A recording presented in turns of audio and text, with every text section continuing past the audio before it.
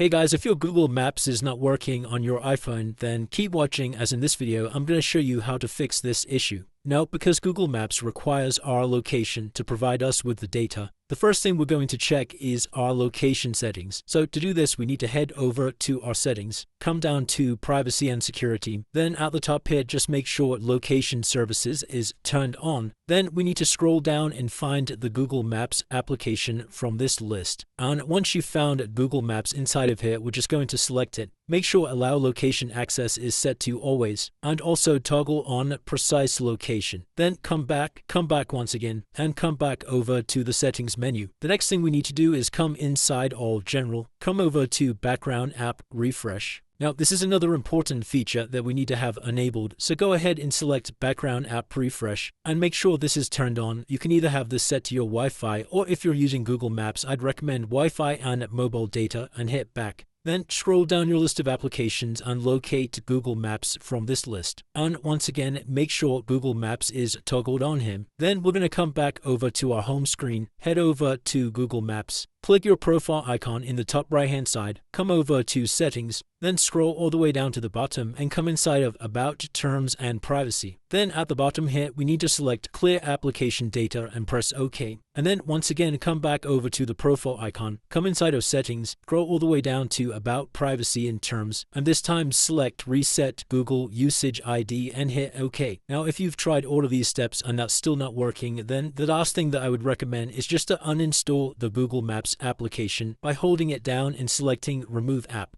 Click on Delete App, and then you'll need to restart your iPhone and head back over to the App Store and reinstall Google Maps. And that's it guys, that's how you fix the Google Maps issue on your iPhone. If this video did help you, then please consider dropping a like and subscribing. Until next time.